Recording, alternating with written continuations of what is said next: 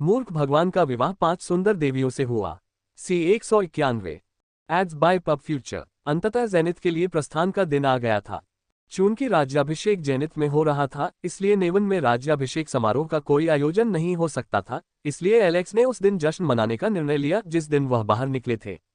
आज एक ऐसा उत्सव होने वाला था जिसमें सभी नागरिक आनंद उठाएंगे। डांग डांग डांग। महल के द्वार पर लगी विशाल कांस्य घंटी अचानक बज उठी, जो सदमे की लहरों की तरह फैल गई। भव्य घंटी की ध्वनि स्वर्ग और पृथ्वी के बीच की शांति को भंग कर पूरे शहर में गूंज उठी। जैसे ही यह गूंजा, अचानक पूरे शहर में उत्साह का एक दौर फैल गया, जिससे शहर के पक्षी और पशु समूह चौंक गए। महल के पीछे दूर एक स्थान पर आराम से झपकी ले रहा बड़ा सुनहरा शेर अचानक अपनी आंखें मूंद लेता है, उसके कान अचानक खड़े हो जाते हैं और उसकी आंखों से रोशनी फूट पड़ती है। Ads by PubFuture. उसके बगल में 3 सुंदर युवतियां उदासीन भाव से खड़ी थीं और शोर गूंजते ही अचानक प्रसन्नता से भर गईं। क्रिस्टीना ने अपना हाथ उठाया और उसके संकेत का अनुसरण करते हुए सशस्त्र शूरवीरों और सशस्त्र पैदल सेना ने आगे बढ़ना शुरू कर दिया। लियो के आगे खड़े होने पर 100 से अधिक दहाड़ते हुए पशु और घोड़े अचानक सुव्यवस्थित ढंग से पंक्तिबद्ध हो गए। वे धरती को हिलाते हुए आगे बढ़ने लगे और समुद्र की लहर की तरह आगे बढ़ने लगे। इस दिन विभिन्न उद्देश्यों से विभिन्न बाहरी लोग एकत्र हुए और जब उन्होंने ये दृश्य देखा तो उनके चेहरे पर आश्चर्य प्रकट हुआ। घंटी बजने से आगामी शुभ समय की शुरुआत का संकेत मिलता है। Tap tap tap tap. सभी ने जमीन पर हल्के कदमों की आवाज सुनी, जिससे पूरा शहर हिल गया। महल के द्वार के सामने सैकड़ों चांदी के बख्तरबंद शूरवीर दिखाई दिए, जिनके नेतृत्व में कई सुनहरे बख्तरबंद शूरवीर थे, जिनके कवच सूर्य की किरणों में चमक रहे थे। शोरगुल से भरी शहर की सड़कें अचानक शांत हो गईं और सभी नागरिक इस घटना को देखने के लिए अपने घरों से बाहर निकल आए और महल की ओर देखने लगे, जहां जमीन पर एक विशाल मंच बनाया गया था। अब सभी लोग अपने राजाओं के कार्यों से पूरी तरह प्रभावित थे। भारी संख्या में पैदल और घुड़सवार सैनिक अपनी ताकत का प्रदर्शन करते हुए महल के सामने खड़े थे। उनमें से प्रत्येक की आभा भयंकर थी और उनकी आंखें ऐसी शीतलता से भरी थीं, जिससे कई लोग भय से कांप उठते हैं। Ads by PubFuture. लकड़ी के मंच पर खड़े एलेक्स ने घंटी बजाना बंद कर दिया। लियो, उसके पीछे रिया, कैथरीन और क्रिस्टीना मंच पर आए और उसकी पीठ के पीछे खड़े हो गए। महल के ऊपर एक विशाल प्रक्षेपण फूट पड़ा, जिससे वह पूरे शहर में दिखाई देने लगा और मनुपकरणों द्वारा प्रवर्धित उसकी आवाज जोर से गूंजने लगी।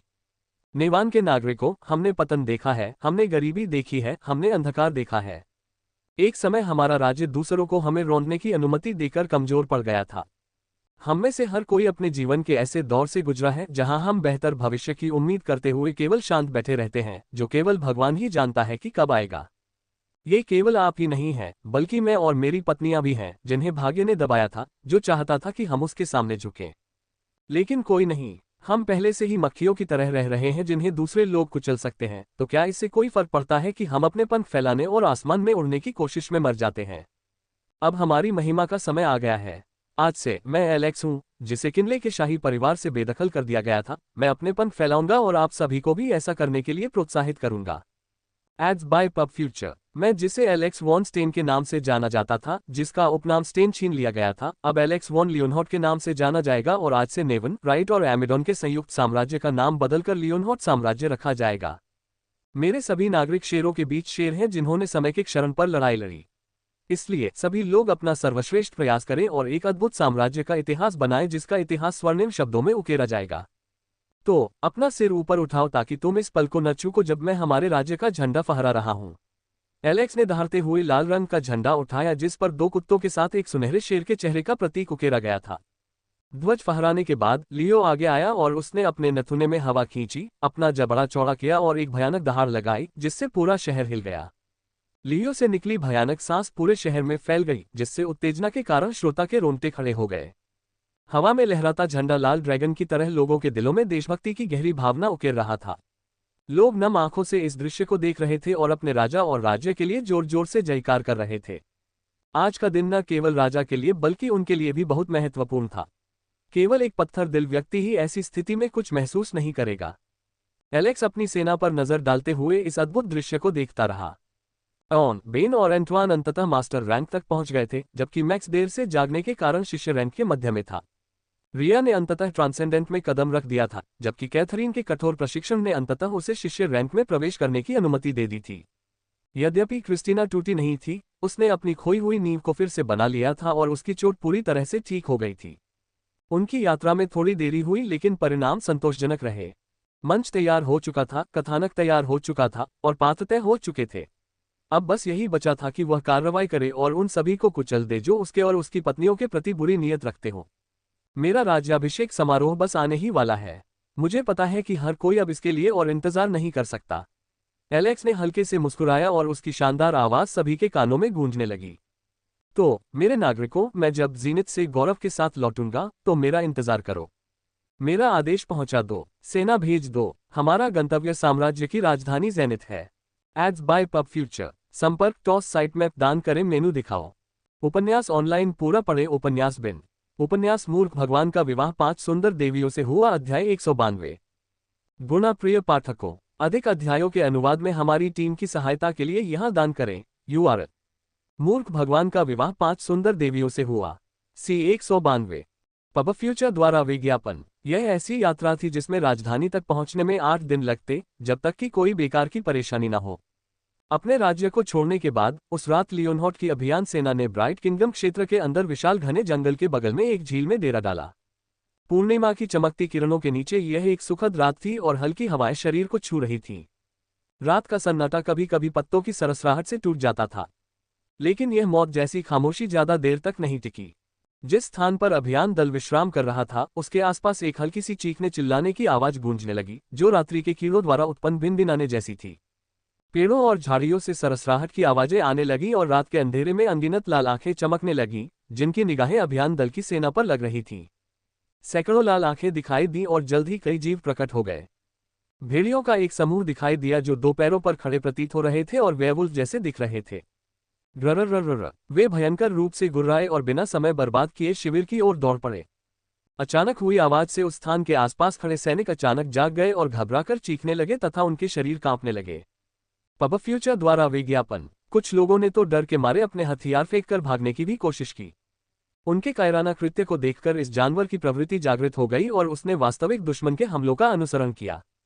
लंबे नाखूनों और तीखे श्वान दांतों वाले मनुष्य जो अपनी सारी समझ खो चुके थे, उनकी आंखें काली हो गई थीं और वे एक क्रूर जानवर की तरह चिल्ला रहे थे जो शिविर की ओर कूद पड़ा था। उनका नेतृत्व करते हुए एक व्यक्ति चट्टान पर खड़ा था, जिसने राक्षस का मुखौटा पहना हुआ था। जब उसने सैनिकों को डरकर भागते देखा तो उसके मुखौटे के नीचे एक उपहासपूर्ण मुस्कान थी। ये सैनिक सिर्फ दिखावे के लिए हैं। डर के मारे वे अपने हथियार भी नहीं उठा सकते। उसने नाक भान सिकोड़ी। वह ये सोचकर हंसा कि वे व्यर्थ ही चिंता कर रहे थे। नेवन के राजा और कुछ अन्य लोगों को छोड़कर ये सभी बेकार थे। लेकिन उसके चेहरे पर मुस्कान ज्यादा देर तक नहीं टिकी और उसके चेहरे पर एक उलझन भरी मुस्कान रह गई। आसपास गश्त कर रहे सैनिक पीछे हट गए और शिविर के पीछे छिप गए, जिससे जानवर लकड़ी की नक्काशीदार बाड़ तक पहुंच गया। भेड़िए जो बाड़ों पर कूदने ही वाले थे, अचानक एक सुनहरी रोशनी से प्रभावित हुए, जिससे वे उड़ गए। गर्जन। भेड़ियों के झुंड के सामने एक शेर प्रकट हुआ जिसका फर रात में सोने की तरह चमक रहा था। उसने भेड़ियों के झुंड पर व्यंग्यात्मक मुस्कान के साथ नाक भान सिकोड़ी। दहाड़ दहाड़, अपना जीवन इस सिंह भगवान को समर्पित कर दो। ग्रर कितना डब्ल्यूल। भेड़ियों ने उसकी चेतावनी पर ध्यान नहीं दिया और उसकी ओर झपट पड़े। लियो ने छलांग लगाए और एक पंजा फेंका। टकराना। भेड़िया तुरंत लियो के पंजे से कुचल गया। लियो ने एक कदम पीछे हटकर भेड़ियों के झुंड पर हमला किया और उनमें से प्रत्येक को टुकड़े टुकड़े कर दिया। यह दृश्य काफी रक्तरंजित और भयावह है, क्योंकि लियो भेड़ियों के झुंड को फाड़ देता है और उसके आंतरिक अंग भी टुकड़े टुकड़े हो जाते हैं तथा खून की बूंदों के साथ जमीन पर गिर जाते हैं। जिन सैनिकों ने ये दृश्य देखा वे उस शेर को देखकर लार टपकाने लगे, जो हमेशा रिया के आलिंगन में लेटा हुआ बिल्ली जैसा व्यवहार करता था।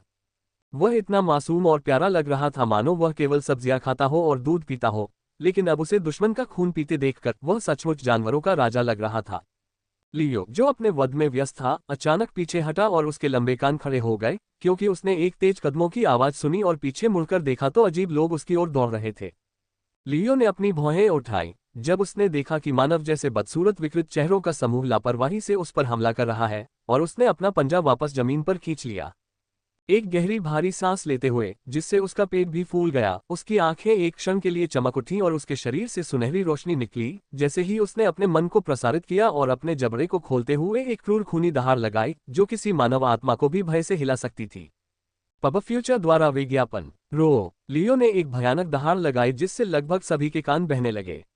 लियो के पैरों के नीचे की जमीन फटने लगी और आगे की ओर बढ़ने लगी, जिससे जमीन में एक दरार बन गई और सारी धूल और मलबा बह गया। दहाड़ एक ध्वनि तरंग के रूप में निकली और उसके संपर्क में आने वाले सभी लोग उड़ गए।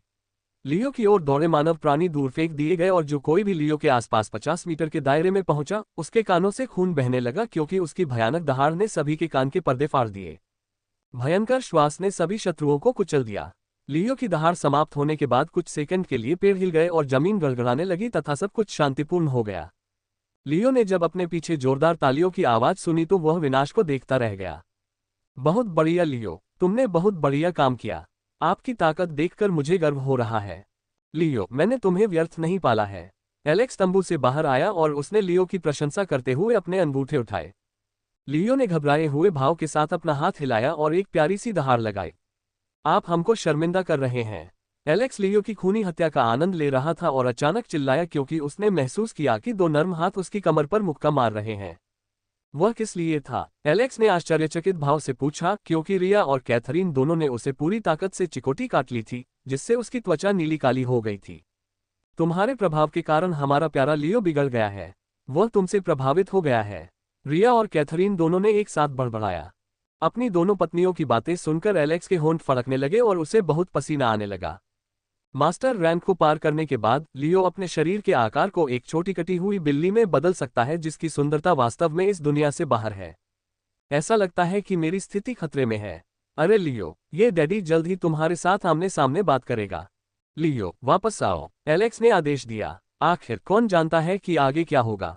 लियो दहाड़ता हुआ वापस शिविर की ओर भागा और उसका आकार एक छोटी बिल्ली के समान हो गया और वह रिया के आलिंगन में कूद पड़ा और एक छोटी बिल्ली की तरह लिपट गया, जबकि कैथरीन और रिया उसे धीरे से दुलार रही थी।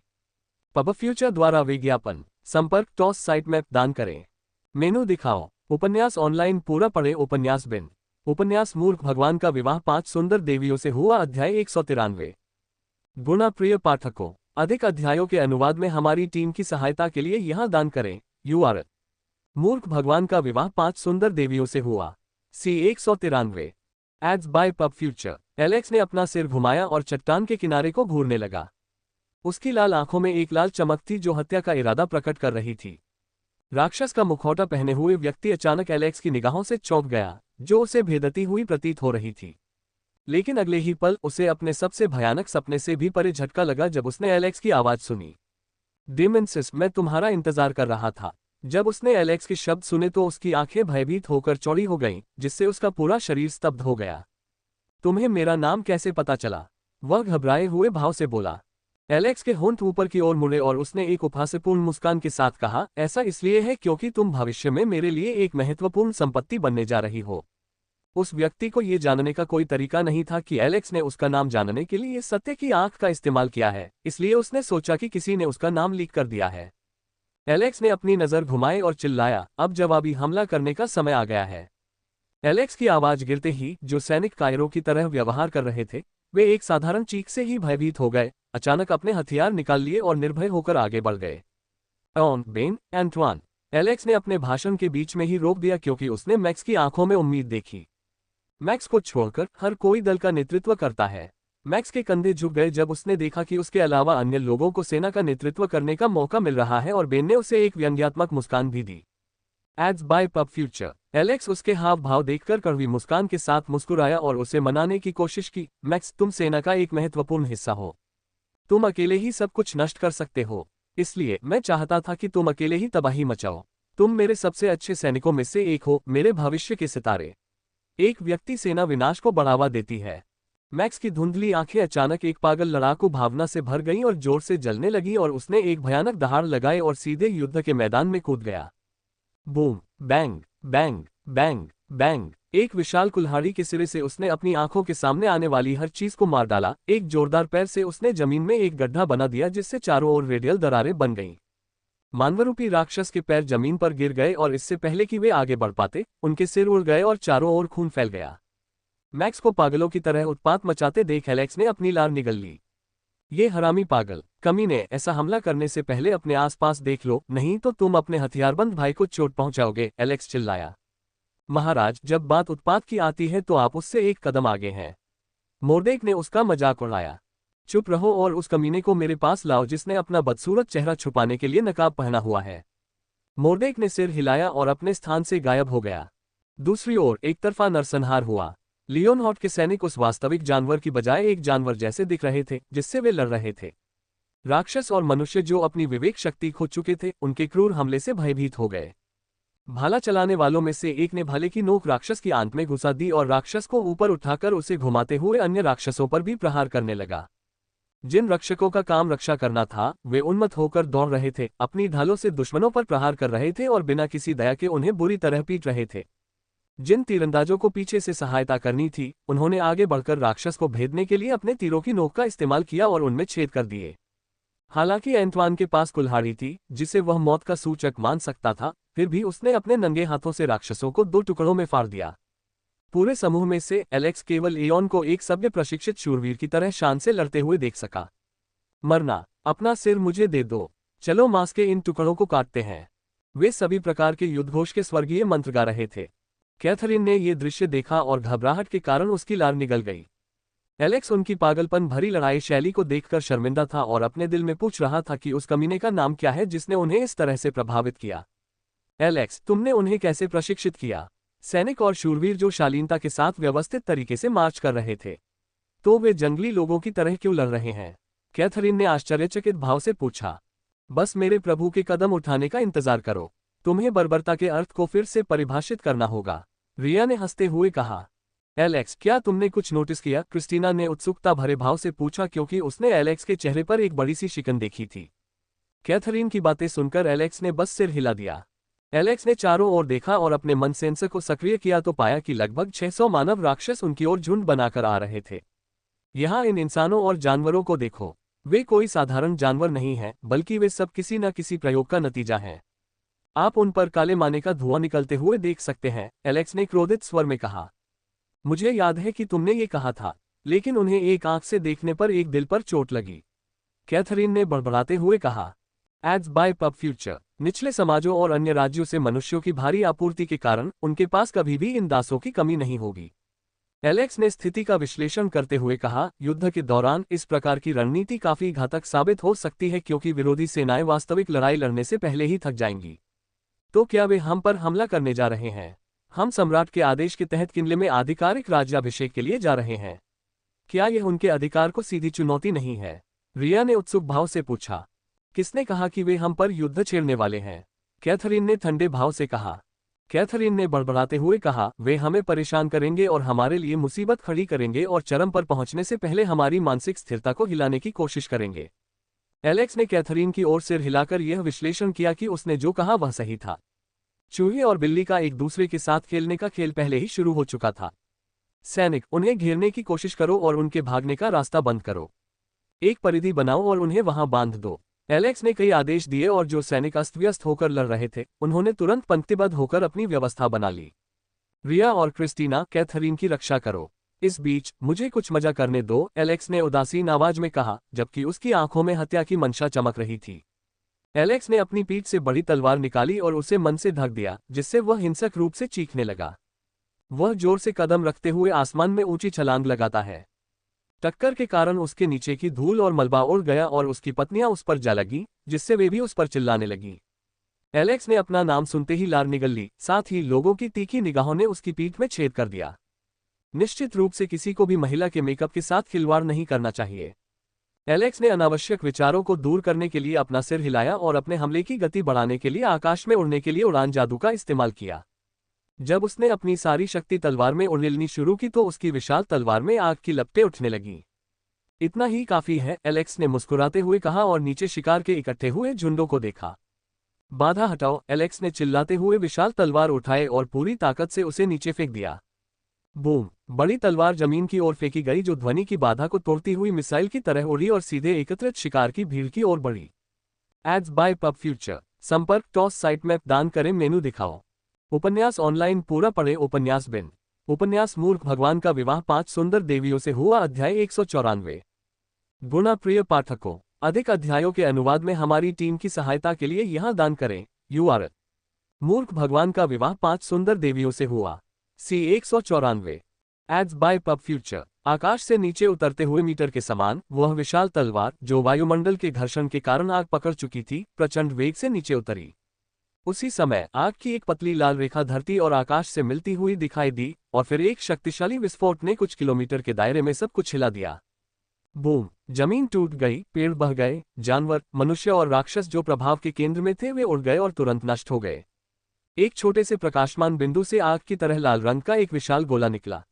उससे निकलने वाली ऊष्मा की तीव्रता ने उस दायरे में आने वाली हर चीज को निगल लिया और केवल ऊष्मा ने ही उस जीवित प्राणी को जलाकर राख के टुकड़ों में बदल दिया। कुछ ही सेकंड में आग का गुंबद लगभग 100 मीटर लंबा हो गया और एक विशाल मशरूम के आकार का बादल बन गया, जिसने सब कुछ जलाकर राख कर दिया। इससे कुछ किलोमीटर दूर एक जादुई अवरोध निर्मित हो गया था, जो टकराने वाली आघात तरंगों से कांपने लगा, जिससे वह नष्ट हो गया तथा उसमें दरारें पड़ गईं। अवरोध बनाने वाले रक्षक ये सोचकर पसीने से तरबतर हो गए कि यदि अवरोध टूट गया तो क्या होगा। एलेक्स की पत्नियां काफी दूर थीं और अचानक उन्होंने एक विशाल अंडाकार गुंबद देखा, जिससे पूरा स्थान इस प्रकार प्रकाशित हो रहा था मानो सूर्योदय हो चुका हो। Ads by PubFuture. Alex के हमले से हुई तबाही का स्तर देखकर कैथरीन का मुंह खुला का खुला रह गया और एलेक्स के ये शब्द कि वह वहां मौज मस्ती करने गया था, उसके कानों में गूंजने लगे। पागल! वह घबराए हुए भाव से चिल्लाए। क्या इसी तरह उसने अमीडॉन को नष्ट किया था? कैथरीन ने संदेह भरी नजर से पूछा। नहीं, क्रिस्टीना ने अपना सिर हिलाते हुए कैथरीन के बेतहाशा धड़कते दिल को शांत किया, लेकिन फिर उसने क्रिस्टीना के शब्द सुने जो बिजली की तरह गिरे। अगर एलेक्स ने वह हमला किया तो पूरा जंगल नष्ट हो जाएगा। उस हमले में पूरे शहर को भाप बनाकर नष्ट करने की ताकत है।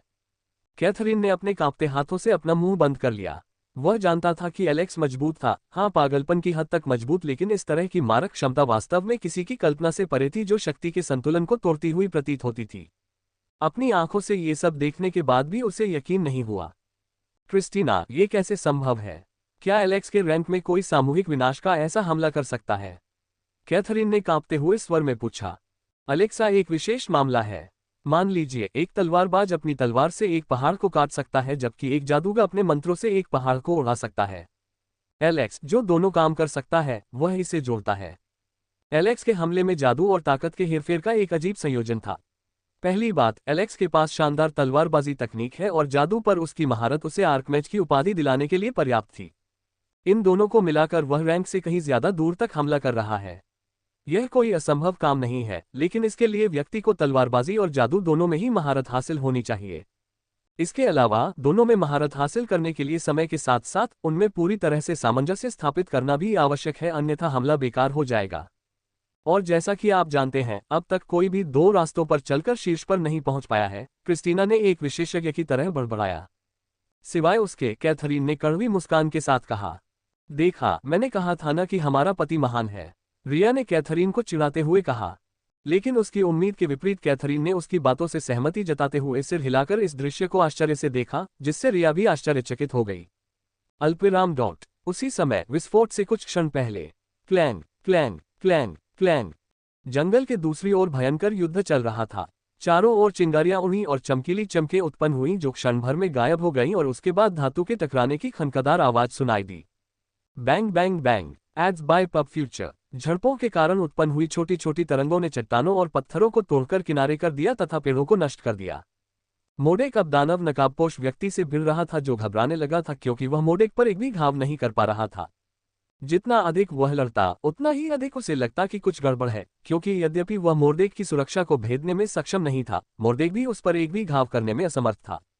वह भी मास्टर रैंक पर था और उसकी इंद्रियों ने महसूस किया कि मोडेक भी मास्टर रैंक पर था। फिर भी उसे काफी अजीब लगा, क्योंकि उसे लगा कि मोडेक उसे आसानी से हरा रहा था और रक्षात्मक रुख अपना रहा था। जैसे ही वे दोनों एक दूसरे से उलझे, उन्होंने आसमान से नीचे आती किसी चीज की सीटी जैसी आवाज सुनी। शिट! दोनों एक साथ चिल्लाए और कुछ दूरी बनाने लगे, लेकिन एक शक्तिशाली शॉकवेव ने उन्हें पीछे से मारा और वे गिर पड़े। मोर्देक ने जब यह विशाल विस्फोट देखा तो वह मन ही मन रो पड़ा। महाराज, मैं आपका वफादार अनुयायी हूं, फिर आप मुझे इतना क्यों मारना चाहते हैं? मोर्देक उस राक्षस नकाबपोश व्यक्ति की ओर दौड़ा तथा विस्फोट के बाद की स्थिति से खुद को बचाने की कोशिश की, जिसने पूरे स्थान को हिलाकर रख दिया था। विस्फोट के बाद वहां वनस्पति का एक भी कण शेष नहीं बचा था और जो स्थान कभी जंगल हुआ करता था वह गहरे भूरे रंग की मिट्टी वाली बंजर भूमि में बदल गया था, जो जलकर राख हो गई थी। केंद्र में एक बड़ा गड्ढा बन गया था, जबकि दुश्मनों के कई सूखे और जले हुए शव पीछे छोड़ दिए गए थे, जिससे तीखी गंध आ रही थी। अपने ऊपर पड़े पेड़ों और धूल को हटाते हुए डेमोन्सिस बुरी तरह डर गया और उसने सोचा कि उसे जल्द से जल्द भाग जाना चाहिए, अन्यथा वह ताबूत में रखने के लिए कुछ भी अवशेष छोड़े बिना ही मर जाएगा। लेकिन जैसे ही उसने भागना शुरू किया, उसने पाया कि मोरदेक उसका रास्ता रोक रहा है और उसने अपनी पूरी ताकत से उस पर हमला करके उसे दूर भगाने की कोशिश की। लेकिन मोरदेक ने उसके हमले को विफल करने के लिए अपनी तलवार को लापरवाही से घुमाया। घबराए हुए भाव के साथ उसने अपने दिमाग को दौड़ाकर उससे आगे निकलने का रास्ता ढूंढने की कोशिश की और वह जमीन पर गिर पड़ा। अचानक उसके दिमाग में एक विचार कौंधा। वह अपने पैरों पर खड़ा हुआ और पुनः हमला किया, लेकिन जैसे ही मोरदेक ने उसके हमले को विफल किया, उसने अपना शरीर घुमाया और मुट्ठी भर धूल उसकी आंखों में फेंक दी। आह कमीने! मोरदेक अपनी आंखें रगड़ते हुए चिल्लाया। पब फ्यूचर द्वारा विज्ञापन। संपर्क टॉस साइट मैप दान करें मेनू दिखाओ। उपन्यास ऑनलाइन पूरा पढ़े। उपन्यास बिन। उपन्यास मूर्ख भगवान का विवाह 5 सुंदर देवियों से हुआ। अध्याय 195। गुणा प्रिय पाठकों, अधिक अध्यायों के अनुवाद में हमारी टीम की सहायता के लिए यहां दान करें। URL। मूर्ख भगवान का विवाह 5 सुंदर देवियों से हुआ। C 195। पब फ्यूचर द्वारा विज्ञापन। डेमोन्सिस ने मोरदेक पर हमला करने की कोशिश की, लेकिन भले ही वह गंदी चालों से अंधा हो गया था, फिर भी उसकी समझ हमले को विफल करने के लिए पर्याप्त थी। यद्यपि उसे अपना बचाव करना कठिन लगा, फिर भी यह उसे कुछ समय देने के लिए पर्याप्त था, जब तक कि उसकी दृष्टि ठीक नहीं हो गई। डेमोन्सिस मोरदेक की जान लेने का प्रयास छोड़ देता है और शीघ्रता से भागने का निर्णय लेता है। डेमोन्सिस को मौका मिल गया और वह मोरदेक को पीछे छोड़कर भागने लगा। टकराना। वह अभी कुछ मीटर भी आगे नहीं बढ़ा था कि एक बड़ी तलवार उसके सामने आकर रुकी। वह दर्द से चिल्लाया और पीछे कूद गया, लेकिन उसे ये देखकर आश्चर्य हुआ कि उसके सिर को चिमटे की तरह कसकर पकड़ लिया गया था और वह उसे छुड़ाने में सक्षम नहीं था। टकराना। एक तेज आवाज के साथ उसका सिर जमीन पर पटक दिया गया, जिससे उसमें एक बड़ा छेद हो गया और एलेक्स ने अपना सिर पकड़ लिया और उसे ऊपर उठाकर बार बार पटकने लगा। जब एलेक्स ने बिना किसी दया के इस विचार को दोहराया तो धूल और मिट्टी उसके छिद्रों में चली गई। एलेक्स ने उसे दिल खोलकर मुस्कुराते हुए पटकने के बाद मास्क की ओर हाथ बढ़ाया। चलो देखते हैं तुम्हारा चेहरा कितना बदसूरत है कि तुम्हें उसे नकाब के नीचे छुपाना पड़ रहा है। मुझे सचमुच तुम पर दया आती है कि तुम गंदगी जैसे चेहरे के साथ पैदा हुए हो। मेरी हार्दिक संवेदना भाई। एलेक्स के उपहासपूर्ण शब्दों को सुनकर डेमोन्सिस खून की उल्टी से लगभग मर गया। यह अपमान उसके लिए सहन करना कठिन था। एलेक्स ने अपना मास्क लिया और मुस्कुराते हुए उसे अपने चेहरे पर पहन लिया। चिंता मत करो डेमोनिस, मैं तुम्हें दिया गया कार्य पूरा करना सुनिश्चित करूंगा, एलेक्स ने उसके सिर तक पहुंचते हुए कहा। उसे अनंत अंधकार में भेज दिया।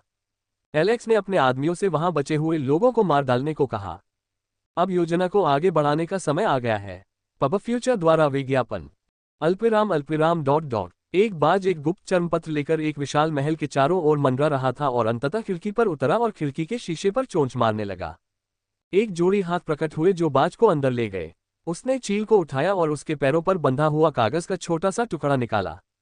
छोटे से चर्मपत्र को उठाकर उसने पत्र खोला और उत्सुकता भरी निगाहों से उसके अंदर की सामग्री का अध्ययन किया। उसकी आंखें चौड़ी हो गईं और उसके होठों पर एक चंचल मुस्कान उभर आई। नेता, मैंने आपके द्वारा दिए गए कार्य को पूरी तरह से पूरा करने की कोशिश की है। नेवन का राजा एक उग्र रक्त वाला मूर्ख है जो दूसरों को नीची नजर से देखता है। वह आगे कूद गया और पागलों की तरह एक बड़ी कुल्हाड़ी घुमाने लगा। सेना कायरों से भरी हुई थी और सैनिकों ने गड़बड़ कर दी और उन्हें सिखाई गई संरचना को लागू करने में सक्षम नहीं थे। कुछ तो अपने हथियार फेंककर भाग गए। हमारे लगातार हमले के कारण उनमें से कई घायल हो गए और उनके दयनीय हथियारों को बहुत नुकसान पहुंचा। मैंने चुपके से नेवन के राजा पर हमला किया, उसका अहंकार उसके सिर पर चढ़ गया और उसे बहुत चोट लगी। मैं गंभीर क्षति पहुंचा सकता था, लेकिन जनरल मोरदेक एक रक्षक के रूप में प्रकट हुए और उनकी रक्षा की। उन्होंने सैनिकों की बागडोर संभाली और अपनी पूरी ताकत से हमारी सेना को खदेड़ दिया। आपको उनसे सावधान रहना होगा। वह काफी मजबूत है और महाकाव्य रैंक तक पहुंच चुके हैं। हमें उन्हें कम नहीं आंकना चाहिए। नेता, अफसोस है कि मैं वापस नहीं आ सकता क्योंकि मोरदेक ने उस पर ट्रैकिंग स्किल लगा दी थी। मैं अब उससे छुटकारा नहीं पा सकता और मैं लड़ाई में घायल भी हो गया हूं और मुझे अपनी जान बचाने के लिए भागना पड़ा। अतः आपका यह विनम्र सेवक क्षमा चाहता है। कागज को मोड़ते हुए वह आदमी हंसा और बुदबुदाया। चलो उनके लिए एक भोज का आयोजन करें और उनके घावों पर नमक छिड़कें। अल्पविराम। चीजों की देखभाल करने और आज रात हुई लड़ाई के निशानों को मिटाने के बाद एलेक्स की सेना ब्राइट किंगडम में प्रवेश कर गई, जिसके बाद मुख्य शहर मौजूद थे। अंततः उन्हें बड़े बाड़ों वाले निगरानी टावर और जांच चौकियां मिली। ये प्रत्येक राज्य द्वारा स्थापित एक साधारण चेकपोस्ट थी जिसे सीमाओं पर स्थापित किया जा सकता था, तथा यहाँ आमतौर पर लोगों की एक टुकड़ी रहती थी जो बारी बारी से यहाँ आते थे तथा जिन्हें अधिकतर उच्च अधिकारियों द्वारा कष्ट सहने के लिए यहाँ भेजा जाता था। यदि आपके राज्य में बार बार युद्ध होता था तो ये लोगों के लिए मृत क्षेत्र था, लेकिन जब आपके राज्य में स्थायी शांति होती है तो यह व्यापार का स्थान बन जाता है। ये लोग, जिन्हें सजा के तौर पर यहाँ भेजा गया था, अन्य लोगों से फिरौती लेकर उन्हें प्रवेश का अधिकार देकर खूब लाभ कमाते हैं। वास्तव में युद्ध की स्थिति में ये पहरेदार और निगरानी टावर किसी काम के नहीं थे, वे तो बस दूसरों को डराने के लिए मौजूद थे। जैसे ही एलेक्स की सेना अंदर दाखिल हुई, एलेक्स ये देखकर आश्चर्यचकित रह गया कि गार्ड पंक्तिबद्ध होकर अपने हथियार थामे हुए थे और हम पर निशाना साध रहे थे। भिखारियों, तुम सब कौन हो? उनके सामने खड़ा एक आदमी चिल्लाया। एलेक्स ने अपने सैनिकों से कहा था कि वे अपना वेश बदल लें और अपने सभी टूटे हुए हथियार और जंग लगी तलवारें निकाल लें, ताकि वे ऐसे योद्धाओं की तरह व्यवहार करें जिन्होंने बहुत कष्ट झेले हैं। अब समय आ गया है कि उनके अंदर के ऑस्कर स्तर के कलाकार बाहर आएं और अपना कौशल दिखाएं। रुकना। पब फ्यूचर द्वारा विज्ञापन। एलेक्स ने अपना हाथ हिलाया और आगे बढ़ रही सेना तुरंत रुक गई। यहां तक कि सैनिक जिन युद्ध के घोड़ों पर सवार थे, वे भी तुरंत रुक गए, मानो एलेक्स का आदेश ही कानून था। एलेक्स ने उस आदमी का प्रश्न सुनकर उपहासपूर्वक अपनी भौहें उठाईं। यद्यपि उसके सैनिकों के पास टूटे हुए हथियार और जीर्ण शीर्ण कवच थे, फिर भी ये तथ्य नहीं छिप सका कि यह एक आधिकारिक ध्वज के साथ मार्च कर रही सेना थी। यहां तक कि एक दिमागी रूप से मृत मूर्ख भी इस अंतर का अनुमान लगा सकता है। यह उनके लोगों का सीधा अपमान था, लेकिन एक अच्छे स्तर के अभिनेता के रूप में उन्हें अपनी योग्यता साबित करनी थी, जबकि एलेक्स उस आदमी के इरादे पर विचार कर रहा था। एलेक्स केवल दो स्थितियों के बारे में सोच सकता है। या तो यह व्यक्ति अन्य लोगों की तरह अपने नए राज्य की स्थापना और प्रतीक के बारे में नहीं जानता था, या फिर उसे किसी उच्च अधिकारी द्वारा ऐसा कार्य करने के लिए कहा गया था।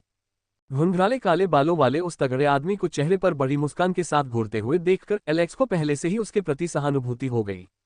ये लड़का एक विशिष्ट तोप का चारा अतिरिक्त होने की गारंटी देता था, जो सोचता था कि उसे जो करने के लिए कहा गया था उसे करने के बाद उसे पुरस्कृत किया जाएगा, लेकिन केवल उसके जैसा एक अनुभवी और उत्साही चुन्नी लड़का ही जानता है कि उसका भाग्य क्या होने वाला है।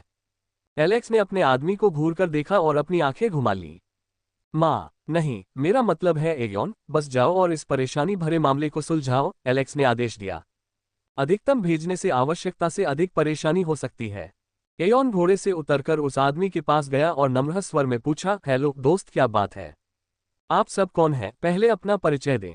क्या आप विद्रोही सेना के सदस्य हैं जो यहाँ से अतिक्रमण करके ब्राइट में दंगा फैलाने जा रहे हैं? अगर आप ऐसा सोच रहे हैं तो अपनी भोली सोच को बंद कर दें। हम ब्राइट के गर्वित और समर्पित नागरिक हैं जो आपको अतिक्रमण करने से रोकने के लिए अपनी जान भी दे देंगे। हम आपको रोक तो नहीं सकते, लेकिन हम आपको अपूरणीय क्षति पहुंचा सकते हैं। एयोन, जो सिर्फ एक दोस्ताना बातचीत करना चाहता था, उस आदमी को साहस से भरे ऐसे वीरतापूर्ण शब्द बोलते देख एक पल के लिए हतप्रभ रह गया। उसे ऐसा लगा जैसे उसने दशक का सबसे बड़ा चुटकुला सुन लिया हो।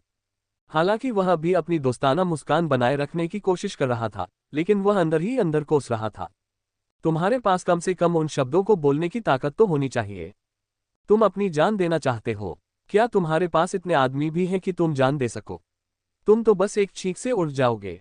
एयोन ने उस आदमी पर व्यंग्य किया जो अभी स्क्वायर रैंक पर था, जबकि अधिकांश अनुवर्ती अचेत थे। नहीं, ऐसी बात नहीं है। क्या तुम वहां झंडा फहराते हुए देख सकते हो? हम लियोनहॉट साम्राज्य की सेना है, जिसे पहले नेवन के नाम से जाना जाता था। तुम वहां राजा को घोड़े पर बैठे हुए देख सकते हो, जो उस आदमी के कंधों पर आराम कर रहा था और बुरी तरह से घायल हो गया था। एयोन ने अपनी उंगलियों से इशारा करते हुए कहा। पब फ्यूचर द्वारा विज्ञापन। वह आदमी झंडे को घूर रहा था और एलेक्स की ओर देख रहा था, जो खून की खांसी कर रहा था और उसका चेहरा कागज के पन्ने के समान पीला पड़ गया था। वह गंभीर रूप से घायल लग रहा था। मैं तुम्हें इसकी इजाजत नहीं दे सकता। तुम्हें मुझे सबूत देने होंगे, आदमी ने धार्मिक आवाज में कहा। एयोन ने पीछे मुड़कर देखा और एलेक्स से संकेत पाकर एक सोने का सिक्का दिया और उसे अपनी आस्तीन में रख लिया। आप क्या कर रहे हैं? मैं एक ईमानदार आदमी हूँ।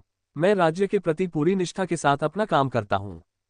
एयोन ने एक और सोने का सिक्का निकाला और उसे उस आदमी के हाथों में रख दिया, लेकिन उसे दिया गया पैसा न लेते देखकर एयोन ने अपना सिर हिलाया और उसकी अभिव्यक्ति ठंडी हो गई। भाई, मैं आपको अपना काम ईमानदारी से करने के लिए सलाम करता हूँ, लेकिन आप राजा के राज्याभिषेक में देरी कर रहे हैं, जो जेनिथ में आयोजित किया जाएगा। सम्राट ने खुद महामहिम एलेक्स को आमंत्रित करने का आदेश जारी किया है।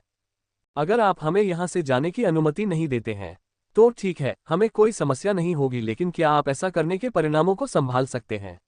न केवल आप बल्कि आपका पूरा राज्य। एयोन ने उस आदमी पर अपनी उंगलियां दिखाते हुए गुस्से से चिल्लाया।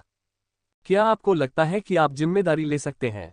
उसकी बातें सुनकर उस आदमी की पीठ पसीने से भीग गई। उसके गुर्गे, जो चेहरे पर व्यंग्यात्मक मुस्कान लिए खड़े थे, उन्हें अचानक लगा कि उनका तराजू सुन्न हो गया है। उस आदमी ने अचानक एयोन का हाथ पकड़ लिया और मुस्कुराते हुए कुछ कहा। जब मैं बच्चा था तब से मेरे पिता ने मुझे बहुत सी चीजें सिखाईं। उसने कहा था कि किसी को रिश्वत नहीं लेनी चाहिए, लेकिन अगर कोई विनम्रता से रिश्वत देता है तो उसे शालीनता से लेना चाहिए।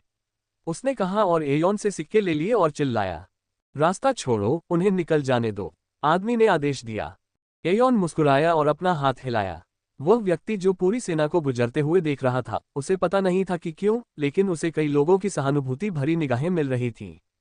उनके जाने के बाद उसने राहत की सांस ली और अपने पसीने पोंछते हुए उन 2 सोने के सिक्कों को हाथ में लिया जो उसके 10 साल के वेतन के बराबर थे। हे, मुझे दोनों तरफ से फायदा हुआ है। उसने बुदबुदाया और दूत से जल्दी से नेवान के राजा की स्थिति बताने को कहा जो बुरी तरह घायल लग रहा था। अल्पविराम डॉट सेना बिना किसी बाधा के सुरक्षित रूप से अन्य स्थानों पर पहुंच गई और उसे पहले से ही बिना किसी परेशानी के छूट दी गई थी। कभी कभी उनकी मानसिकता को बदलने के लिए कुछ उत्पीड़न किया जाता था, लेकिन सेना द्वारा कोई प्रतिक्रिया न किए जाने पर उन्हें लगता था कि वे जवाबी कार्रवाई करने के लिए बहुत कमजोर हैं या वे घायल होने के कारण इतने थक गए हैं कि दोबारा लड़ने के लिए तैयार नहीं हैं। फिर भी तथाकथित शांतिपूर्ण यात्रा समाप्त हो गई क्योंकि उन्हें एक ड्यूक के क्षेत्र से गुजरते समय रोक दिया गया। ये ड्यूक वॉलमार्ट का क्षेत्र था और ड्यूक ने स्वयं उन्हें रोका। शत्रुतापूर्ण इरादे को भांपकर उसके चेहरे का भाव थोड़ा बदल गया। नेवान के माननीय राजा और रानी, कृपया इसे गलत तरीके से न लें। हमारा कोई शत्रुतापूर्ण इरादा नहीं है। एलेक्स थका हुआ चेहरा लिए गाड़ी से बाहर आया और पूछा, आप क्या चाहते हैं? पब फ्यूचर द्वारा विज्ञापन। संपर्क टॉस साइट मैप दान करें, मेनू दिखाओ। उपन्यास ऑनलाइन पूरा पढ़े। उपन्यास बिन। उपन्यास मूर्ख भगवान का विवाह 5 सुंदर देवियों से हुआ, अध्याय 196। गुणा प्रिय पाठकों, अधिक अध्यायों के अनुवाद में हमारी टीम की सहायता के लिए यहां दान करें। URL मूर्ख भगवान का विवाह 5 सुंदर देवियों से हुआ। C 196। पब फ्यूचर द्वारा विज्ञापन। ड्यूक वॉलमार्ट ने एलेक्स को देखा जिसे गिरने से बचने के लिए अपने सहायकों के कंधों की जरूरत थी। उसके दाहिने हाथ पर पट्टी बंधी हुई थी जो गंभीर रूप से घायल लग रहा था। सैनिकों के चेहरे भी अच्छे नहीं दिख रहे थे। उनके शरीर पर कई खरोंचें और चोटें थीं और उनके चेहरों पर थकावट साफ झलक रही थी। वे ऐसे लग रहे थे मानो वे नरक से गुजरे हों। ड्यूक वॉलमार्ट ने अपना सिर झुकाया और कहा, नेवन के माननीय राजा, हमने सुना है कि नेवन के नवनामित लियोनहॉर्ट की अभियान सेना यहाँ से यात्रा करेगी, इसलिए मैं और अधिकांश मंत्री अन्य रईसों के साथ यहाँ आपका स्वागत करने आए हैं। ब्राइट और नेवन के बीच अतीत में कुछ मामूली संघर्ष हुए होंगे, लेकिन अब वे सभी बातें अतीत की बात हो गई हैं। जैसा कि आप जानते हैं कि एक कहावत है कि न तो शाश्वत मित्रता होती है और न ही शाश्वत शत्रुता। हम लियोनहॉर्ट के राज्य के सबसे करीबी सहायक बनने के लिए तैयार हैं। ड्यूक वॉलमार्ट ने विनम्र स्वर में कहा। एलेक्स ने अपना सिर हिलाया और बोलने ही वाला था कि उसे जोर से खांसी आने लगी, उसकी सांस फूलने लगी और ऐसा लगा कि उसके घाव खुल गए हैं। पब फ्यूचर द्वारा विज्ञापन। एलेक्स को अंदर ले जाओ और उसका इलाज करो, मैं यहाँ से सामान ले लूंगा। सभी ने एक तीखी तीखी आवाज सुनी, जिसके बाद एक स्त्री का स्वर्ग से उतरना सुनाई दिया जो बिल्कुल परी जैसी लग रही थी। जिसने भी उसे देखा उसकी लार टपक पड़ी और एक क्षण के लिए तो उनकी धड़कन भी रुक गई। उसके पीछे एक और महिला उतरी जिसकी सुंदरता दूसरी से टक्कर ले रही थी। यद्यपि उसने घूंघट किया हुआ था, लेकिन ये दूसरों को अपनी नजरें हटाने के लिए मजबूर नहीं कर पा रहा था, बल्कि यह उनका ध्यान घूंघट के पीछे के चेहरे को देखने के लिए आकर्षित कर रहा था। खांसी खांसी। कैथरीन, सामान यहाँ ले लो और सावधान भी रहो, एलेक्स ने उसके कान में फुसफुसाया जब उसे गाड़ी में ले जाया गया। कैथरीन उदासीन भाव से असंख्य निगाहों के बीच शान से आगे बढ़ी और बोली, आपसे मिलकर खुशी हुई, ड्यूक वॉलमार्ट। ये खुशी मेरी है, रानी कैथरीन। कैथरीन ने सिर हिलाया और उनसे रोकने का कारण पूछा। महामहिम, हमने उन दुर्भाग्यपूर्ण घटनाओं के बारे में सुना है जो आप सभी ने ब्राइट की सीमा पर झेली हैं।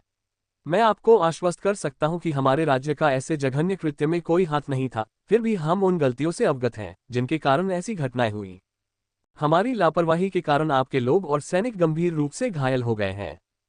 तो हम आपसे माफी मांगना चाहते थे। हम आपसे अनुरोध करते हैं कि आप हमारे घर पर रुकें और अपनी यात्रा जारी रखने से पहले थोड़ा आराम करें। इसके अलावा हमने आप सभी के लिए कुछ सच्चे उपहार तैयार किए हैं। ड्यूक वॉलमार्ट ने अपने अपराध को व्यक्त करते हुए विनती भरे भाव से कहा। कैथरीन, जिसने उसे ध्यान से देखा, अपनी भौहें उठाए और ठंडे स्वर में बोली, ड्यूक वॉलमार्ट, आपके दयालु इरादे के लिए धन्यवाद, लेकिन क्या आपको नहीं लगता कि आपकी ओर से अभी भी ईमानदारी की कमी है? तुम्हारा क्या मतलब है? ड्यूक वॉलमार्ट ने अचंभित भाव से पूछा। चूंकि यह आपके राज्य की लापरवाही थी, तो क्या शाही परिवारों के सदस्यों द्वारा ऐसा इशारा नहीं किया जाना चाहिए? कैथरीन ने अपने होठों पर एक हल्की मुस्कान के साथ पूछा।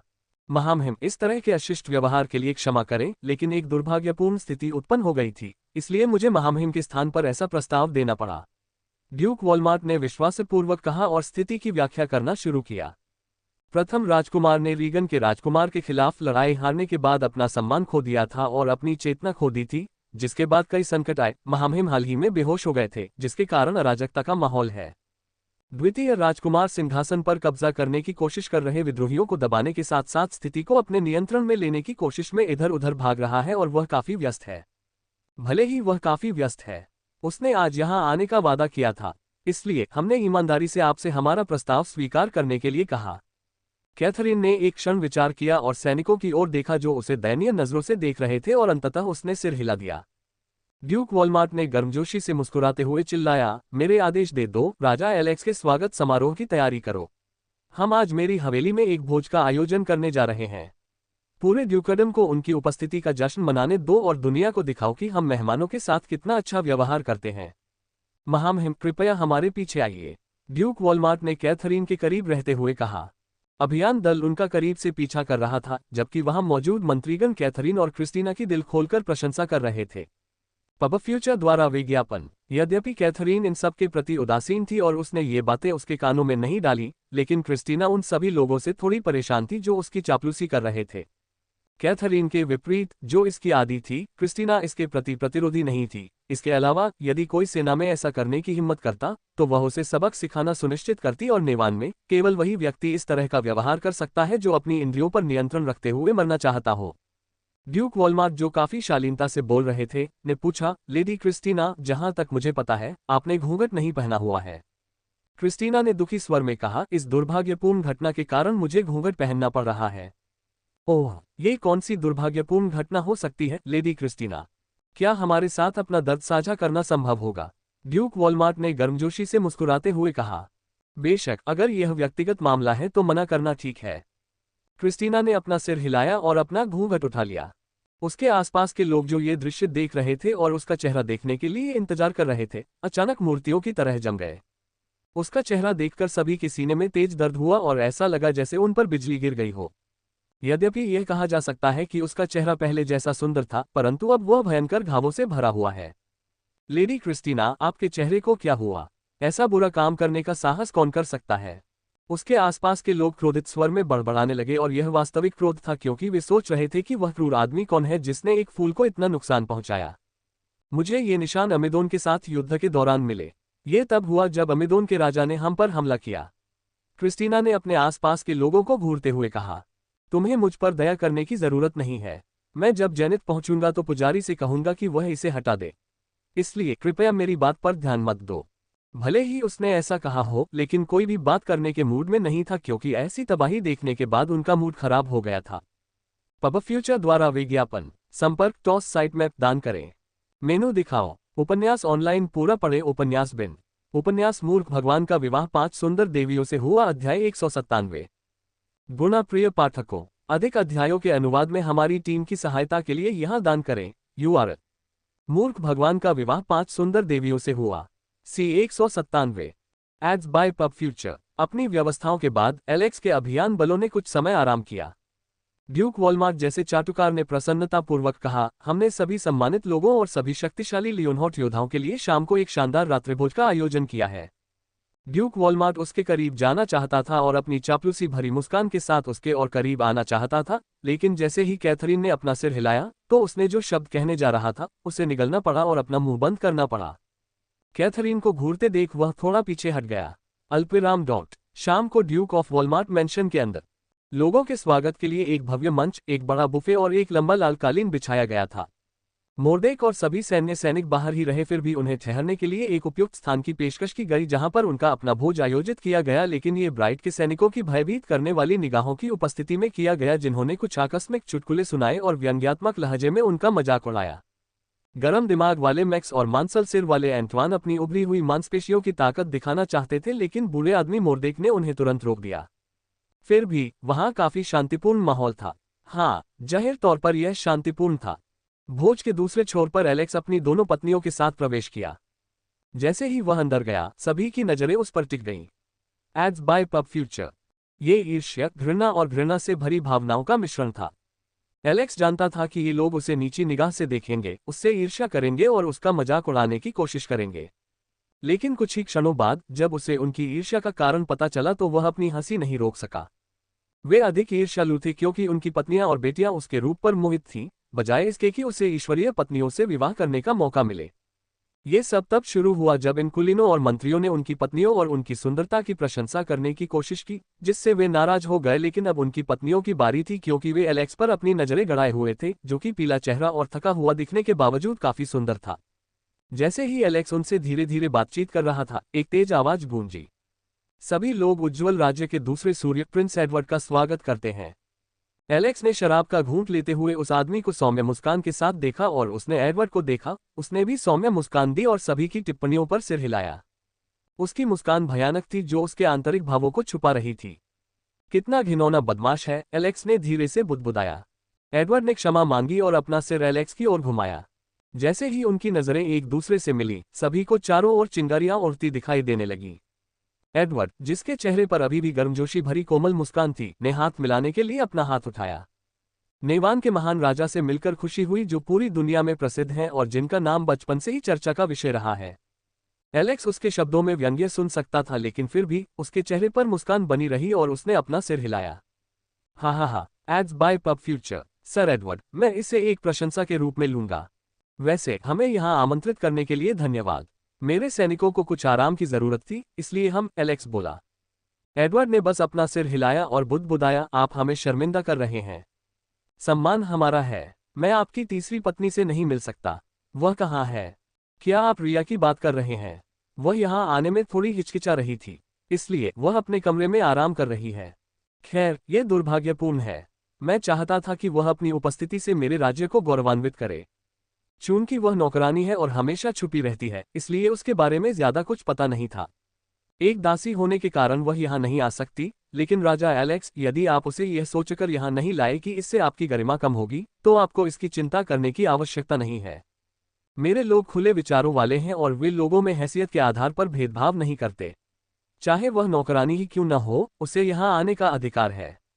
एलेक्स ने अपनी आंखें सिकोड़ ली, क्योंकि उसने महसूस किया कि एडवर्ड बार बार रिया को नौकरानी और आम आदमी बता रहा था। यहाँ तक कि कैथरीन और क्रिस्टीना के चेहरे पर भी कुछ कठोरता आ गई, क्योंकि वे एडवर्ड के इरादे से पूरी तरह परिचित थीं।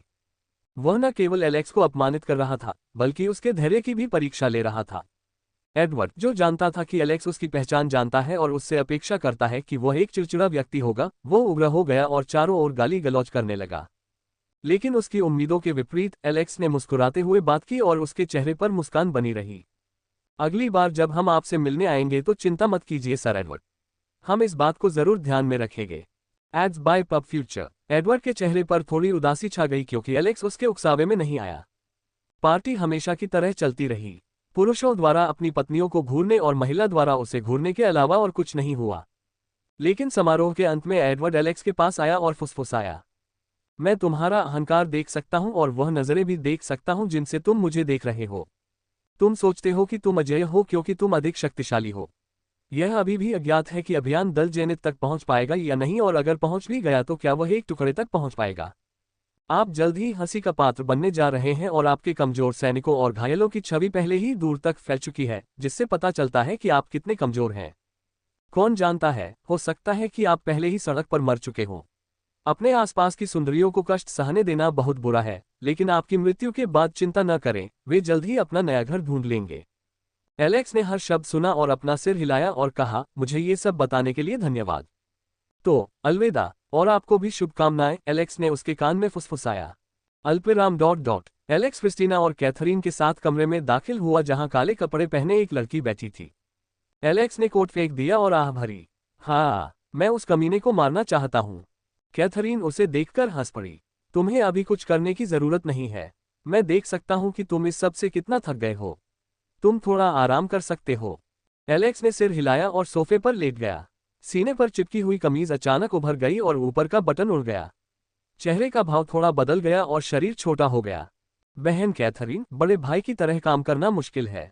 मैं दूसरे पक्ष को डांट भी नहीं सकता, जबकि वह इतनी बकवास कर रहा है। क्रिस्टीना उसे शिकायत करते देख मुस्कुराई, चिंता मत करो एलिस, तुम्हारा बड़ा भाई जल्द ही उन्हें निराशा का मतलब समझा देगा। Ads by PubFuture. संपर्क टॉस साइट मैप दान करें मेनू दिखाओ।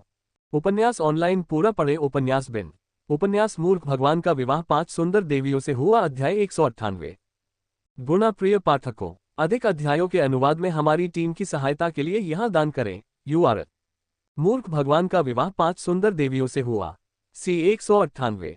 Ads by PubFuture. कुछ घंटे पहले ड्यूक वॉलमार्ट के क्षेत्र में पहुंचने से पहले, जब लियोनहार्ट की अभियान सेना उस क्षेत्र से गुजर रही थी तो धातु के टकराने की तेज आवाज से सभी लोग भयभीत हो गए। लियोनहार्ट की सेना ने तुरंत प्रतिक्रिया की और अपनी चौकसी बढ़ा दी। अब तक वे पहले से ही रक्षात्मक गठन में तैनात हो चुके थे। रक्षकों ने अपनी ढालें उठाईं और विशाल लोहे के टावरों को बाहर निकाल लिया, जिनकी ढालें एक दूसरे पर लॉक थीं, जिससे शाही गाड़ी के चारों ओर सुरक्षा उपायों के लिए एक लंबा रक्षात्मक टावर बन गया।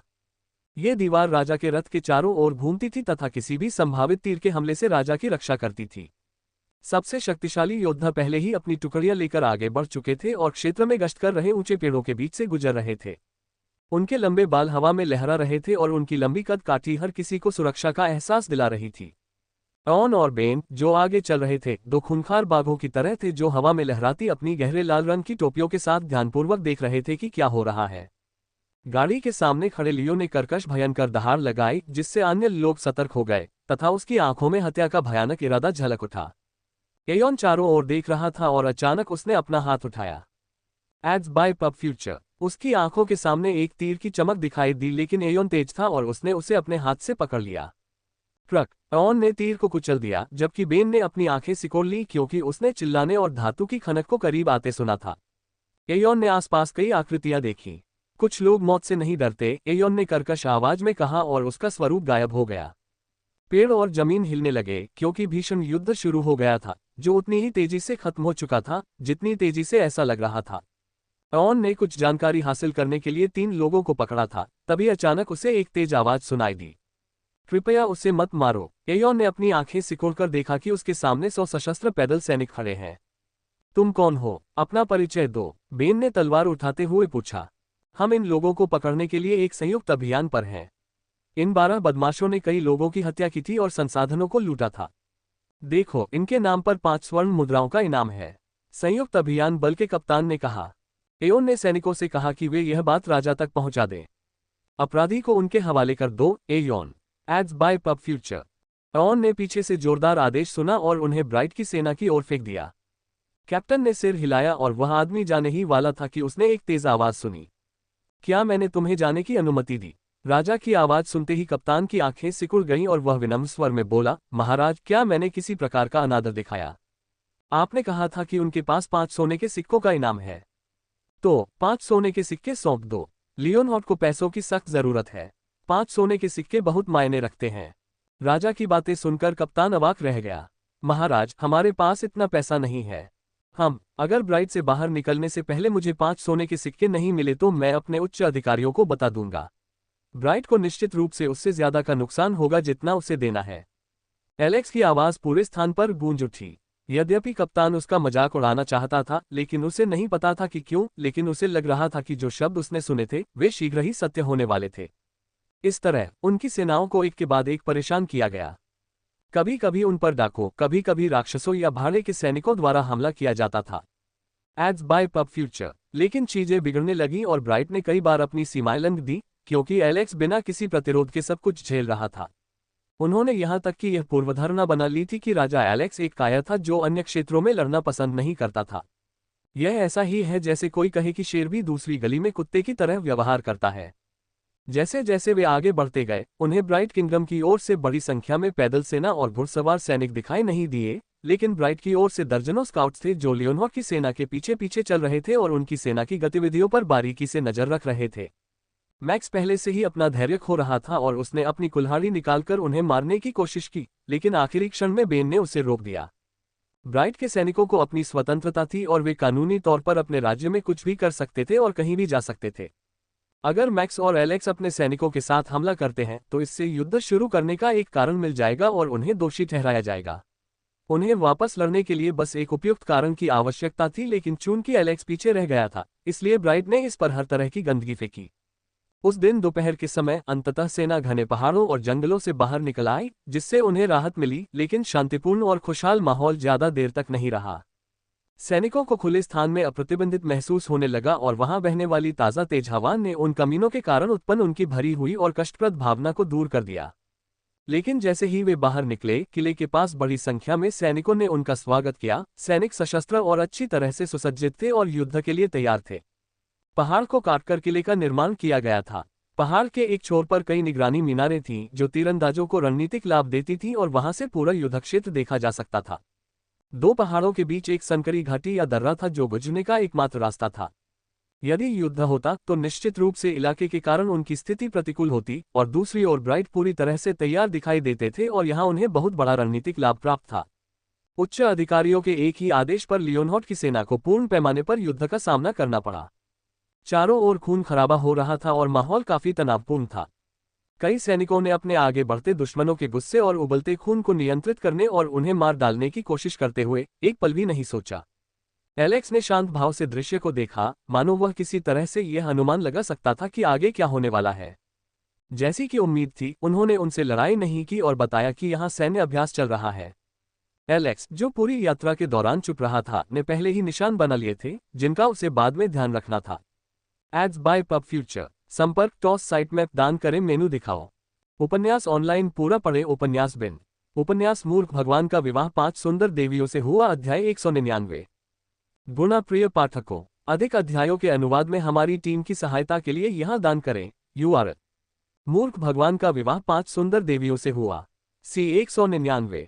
पब फ्यूचर द्वारा विज्ञापन। ब्राइट के ये बदमाश बहुत ज्यादा हैं। एलिस गुस्से से बोली।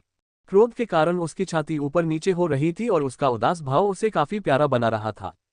कैथरीन उसे देखकर हंस पड़ी और उसके पैर आगे बढ़ाते हुए बिस्तर के किनारे पर बैठ गई। एलेक्स ने एलिस को पहले ही वहां से चले जाने और ब्राइट में छिपने के लिए कहा था। उसने अपने सैनिकों को वहां तैनात कर दिया था, जो जल्द ही जानकारी हासिल करने के लिए ब्राइट में चले जाएंगे। जैसे ही एलेक्स निर्दिष्ट स्थान पर पहुंचा, वह रिया के साथ चुपचाप बाहर निकल गया, जबकि एलिस ने एलेक्स का नाटक करते हुए कार्यभार संभाल लिया। चूंकि वे एलिस के साथ आए थे, इसलिए उन पर कोई जांच नहीं थी, जबकि एलेक्स के दस्ते की अनगिनत बार जांच की गई थी या उसे परेशान किया गया था। इसके अलावा एलिस की आंखों का रंग एलेक्स से काफी मिलता जुलता था, सिवाय आंखों के। इसलिए एलेक्स द्वारा दिए गए जादू के थोड़े से प्रभाव से वह अपना आकार बदल सकती है। लेकिन ऐसा केवल इसलिए था क्योंकि एलिस का चेहरा किसी तरह एलेक्स के करीब था और वह दिन में 6 घंटे तक जादू बनाए रख सकती थी। बहन कैथरीन, बहन क्रिस्टीना। बड़ा भाई चुपचाप पीड़ा सह रहा था। उसके ऊपर उस गंदे बदमाश ने सिस्टर रिया का अपमान किया और मैं कुछ ज्यादा नहीं कर पाए। एलिस ने कहा, अगर मेरा भाई वहां होता तो वह उसकी गर्दन फाड़ देता। उस कमीने का गंदा सड़ा हुआ चेहरा याद करके वह उस चेहरे पर थूकना चाहती थी। एलिस को बड़बड़ाते देख कैथरीन मुस्कुराई और एलिस को एलेक्स का इतना ख्याल रखते देख उसका दिल थोड़ा खुश हो गया। तुम बहुत ज्यादा चिंता कर रही हो एलिस। पब फ्यूचर द्वारा विज्ञापन। मुझे शेरों का रास्ता सिखाने दो, कैथरीन ने क्रिस्टीना को घूरते हुए कहा, जो थोड़ा मुस्कुराए। जब शेर चुपचाप पीछे हटते हैं तो इसका मतलब यह नहीं है कि वे पीछे हट रहे हैं, बल्कि वे तो बस जवाबी हमला करने के लिए खुद को तैयार कर रहे हैं। आज की रात ब्राइट के लिए अविस्मरणीय होगी। हे, कैथरीन के होंठ ऊपर की ओर मुड़ गए। मैं इसके बारे में थोड़ा चिंतित हूँ, क्रिस्टीना ने असहज भाव से कहा। हम, कैथरीन और क्रिस्टीना दोनों ने आश्चर्यचकित भाव से कहा। क्रिस्टीना, तुम किस बात से चिंतित हो? कैथरीन ने पूछा।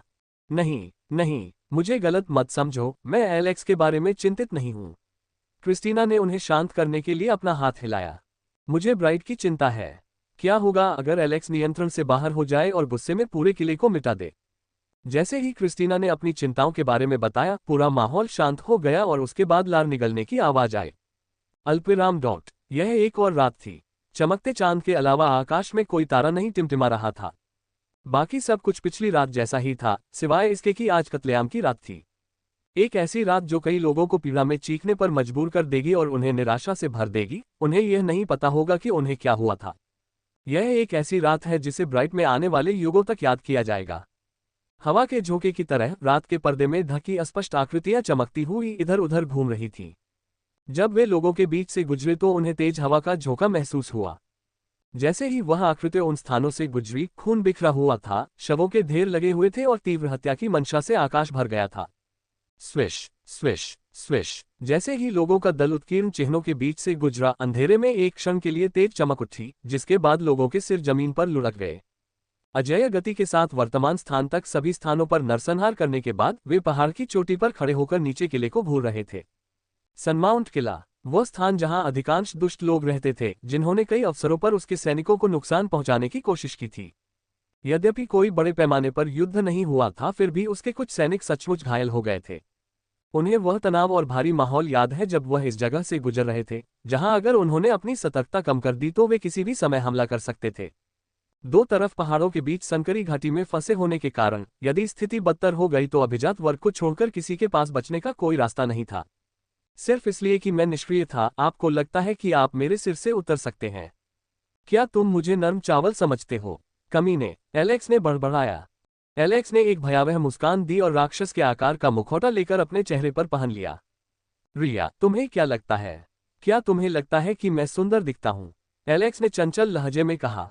हाँ मेरे भगवान, आप आकर्षक लग रहे थे। यह आपको एक बुरे लड़के की तरह पेश करता है जो आपको आकर्षक बनाता है, रिया ने हंसते हुए कहा। पब फ्यूचर द्वारा विज्ञापन। एलेक्स ने रिया के हत्यारे सूट को देखा जो खून से लथपथ था। शैडो क्वीन का हत्या करने का मूड पूरे जोश में लग रहा था। खांसी खांसी। महाराज, आपको सार्वजनिक रूप से ऐसा स्नेह प्रदर्शित नहीं करना चाहिए। एलेक्स ने इधर उधर देखा और पेरू के अजीब भाव को देखकर थोड़ा मुस्कुराया। उसके पीछे भेड़िया जनजाति के लोगों और प्रशिक्षित हत्यारों की एक टुकड़ी थी, जिनका रूप उन मनुष्यों के रूप में बदल दिया गया था जो अपनी विवेक शक्ति खो चुके थे। मेरी आज्ञा सुनो, रिया और मैं वॉच टावर गिरा देंगे। आप स्थिति संभाल लेंगे। जैसे ही आप एक बड़ी आग की लपटें जलती हुई देखेंगे, आपको वॉच टावरों के गिरने का अनुमान लगा लेना चाहिए और कब्जा करना शुरू कर देना चाहिए। दुश्मनों को मत मारो। जब तक मैं शोर मचाना शुरू न कर दूं, तब तक उन्हें जल्दी से जल्दी मार डालो, एलेक्स ने आदेश दिया। पहले गश्त करने वाले अधिकारियों का ध्यान रखो। रिया, चलो दिल खोलकर आनंद लें और पागलपन को उजागर करें। अल्पविराम डॉट डॉट। एक निगरानी टॉवर में 5 तीरंदाज मौजूद थे। उनमें से 3 सो रहे थे जबकि 2 जाग रहे थे। हाँ, उनमें से एक ने आंखें रगड़ते हुए जोर से जम्हाई ली। आज का दिन बहुत मजेदार था। हमने उन कमजोरों को बुरी तरह डरा दिया, एक और बोला और जोर से हंस पड़ा।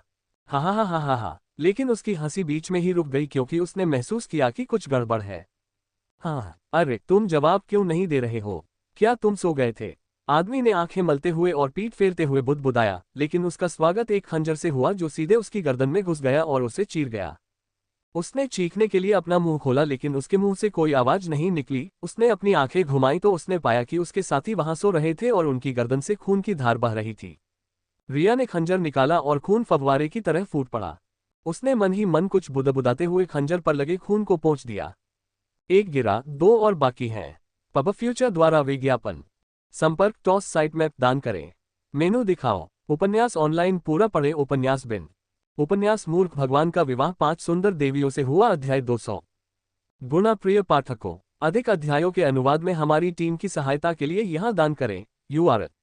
मूर्ख भगवान का विवाह 5 सुंदर देवियों से हुआ, C 200। Ads by PubFuture. धमाका। Sling sling. रात के अंधेरे में प्रकट होने वाले भूत की तरह एलेक्स प्रकट हुआ और उसने धनुर्धारियों के सिर काट दिए तथा मृत्यु जैसी शांति छोड़कर गायब हो गया। वह फुर्ती से धीरे धीरे उनकी पीठ पर रेंगता और मौका देखकर उनका मुंह बंद कर देता और उन्हें नौकरी पर रखने के लिए अपने प्रिय मित्र शैतान के पास भेज देता। वह उन्हें बेहोश करने के लिए नींद के मंत्रों का प्रयोग कर सकता था और उन्हें शांत एवं पीड़ा रहित मौत दे सकता था। लेकिन कोई खुशी नहीं है ना? वह चाहता था कि वे भय और निराशा से भरे हुए उसकी ओर गहराई से देखें, इससे पहले कि अंधेरा चाचा आए और उन्हें हमेशा के लिए सुला दे। पहले ये सिर्फ राज्य के प्रति द्वेष था और एलेक्स ने सोचा कि वे ये सब आदेशों का पालन करने और पदोन्नति पाने के लिए वरिष्ठों को खुश करने के लिए कर रहे थे, लेकिन ऐसा बिल्कुल नहीं था। ये गधे जैसी सोच वाले लोग अपने कमीने स्वामियों के समान ही घिनौने थे। उन्होंने न केवल उनका मजाक उड़ाया बल्कि उनकी पत्नियों के बारे में भी बुरा भला कहने का साहस किया और उनका उपहास भी किया। यदि कोई अन्य स्थिति होती तो वह उनकी जीभें निकालकर दीवारों पर टांग देता और उनसे कहता कि वे उन्हें अपनी गंदी निगाहों से घूरें। फिलहाल वह एक ऐसा बारूद था जो कभी भी फट सकता था। अगर वह अपनी पहचान न बता दे तो वह अपनी पूरी ताकत लगाकर यहां सब कुछ नष्ट कर देगा। जैसे ही लोगों का समूह जोर से गिरा, उनमें से एक व्यक्ति जो सो रहा था अचानक जाग गया। एलेक्स ने तुरंत प्रतिक्रिया की और खंजर निकाल लिया, तथा प्रतिक्रिया करने में असमर्थ व्यक्ति ने सहज रूप से अपनी आंखें बंद कर लीं। Ads by PubFuture. उसे अपनी जान बचाने के लिए चिल्लाने का भी समय नहीं दिया गया और खंजर पहले ही उसकी गर्दन में घुस गया, लेकिन आश्चर्य की बात यह रही कि वह व्यक्ति नहीं मरा। अविश्वास से अपना जबड़ा खोलकर उसने नीचे देखा तो पाया कि खंजर उसकी त्वचा को छू रहा था, जिससे एक छोटा सा घाव बन गया था जिसमें से खून बह रहा था।